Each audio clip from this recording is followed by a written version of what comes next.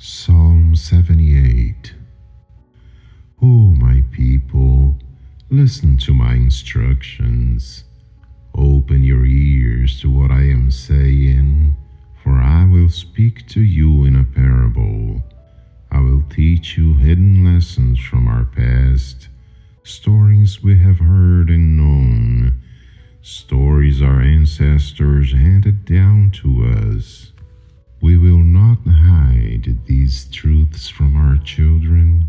We will tell the next generation about the glorious deeds of the Lord, about his power and his mighty wonders. For he issued his laws to Jacob, he gave his instructions to Israel. He commanded our ancestors to teach them to their children, so the next generation might know them, even the children not yet born, and they in turn will teach their own children. So each generation should set its hope anew on God, not forgetting his glorious miracles and obeying his commands.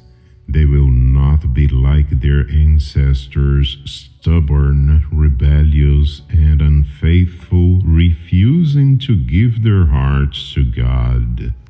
The warriors of Ephraim, though armed with bows, turned their backs and fled on the day of battle. They did not keep God's covenant and refused to live by his instructions.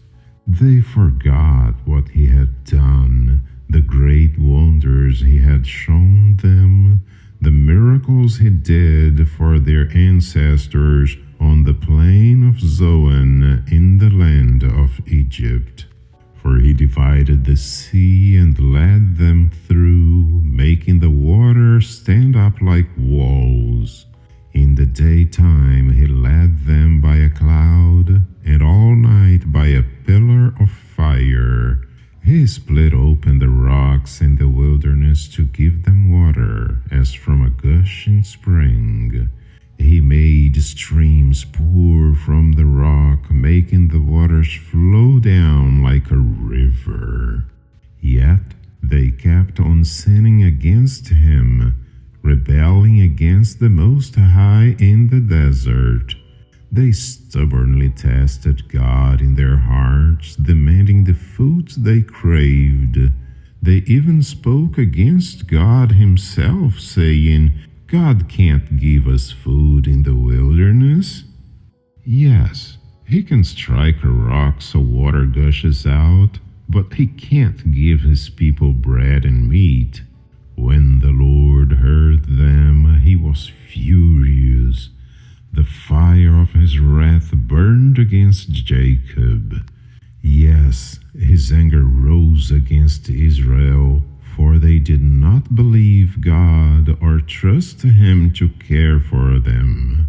But he commanded the skies to open. He opened the doors of heaven. He rained down manna for them to eat.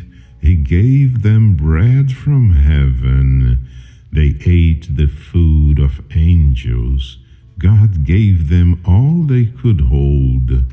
He released the east wind in the heavens and guided the south wind with his mighty power.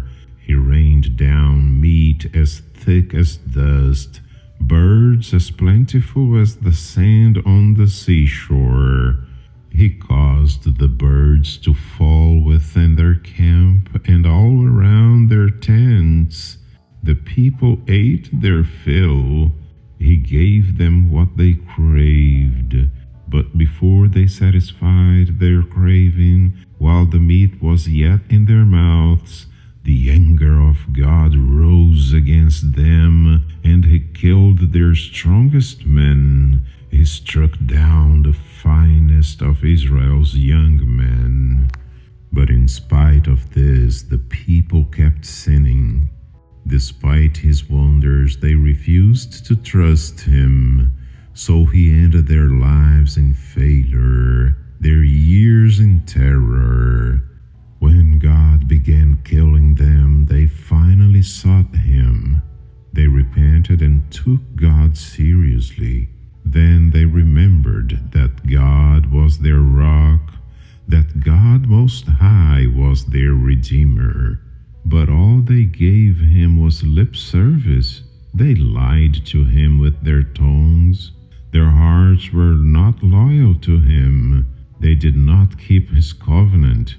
Yet he was merciful and forgave their sins and did not destroy them all. Many times he held back his anger and did not unleash his fury, for he remembered that they were merely mortal, gone like a breath of wind that never returns. Oh, how often they rebelled against him in the wilderness and grieved his heart in that dry wasteland. Again and again they tested God's patience and provoked the Holy One of Israel. They did not remember his power and how he rescued them from their enemies.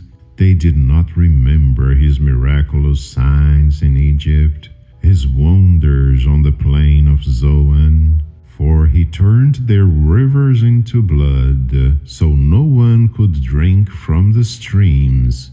He sent vast swarms of flies to consume them and hordes of frogs to ruin them. He gave their crops to caterpillars. Their harvest was consumed by locusts. He destroyed their grapevines with hail and shattered their sycamore figs with sleet. He abandoned their cattle to the hail, their livestock to bolts of lightning. He loosed on them his fierce anger, all his fury, rage, and hostility. He dispatched against them a band of destroying angels. He turned his anger against them. He did not spare the Egyptians' lives, but ravaged them with the plague. He killed the oldest son in each Egyptian family, the flower of youth throughout the land of Egypt. But he led his own people like a flock of sheep, guiding them safely through the wilderness. He kept them safe so they were not afraid, but the sea covered their enemies. He brought them to the border of his holy land, to this land of hills he had won for them. He drove out the nations before them. He gave them their inheritance by lot. He settled the tribes of Israel into their homes. But they kept testing and rebelling against God Most High. They did not obey his laws. They turned back and were as faithless as their parents. They were as undependable as a crooked bow. They angered God by building shrines to other gods. They made him jealous with their idols. When God heard them, he was very angry, and he completely rejected Israel. Then he abandoned his dwelling at Shiloh, the tabernacle where he had lived among the people. He allowed the ark of his might to be captured. He surrendered his glory into enemy hands. He gave his people over to be butchered by the sword, because he was so angry with his own people, his special possession. Their young men were killed by fire. Their young women died before singing their wedding songs. Their priests were slaughtered, and their widows could not mourn their deaths. Then the Lord rose up as though waking from sleep, like a warrior aroused from a drunken stupor. He routed his enemies and sent them to eternal shame. But he rejected Joseph's descendants. He did not choose the tribe of Ephraim. He chose instead the tribe of Judah and Mount Zion, which he loved. There he built his sanctuary as high as the heavens, as solid and enduring as the earth.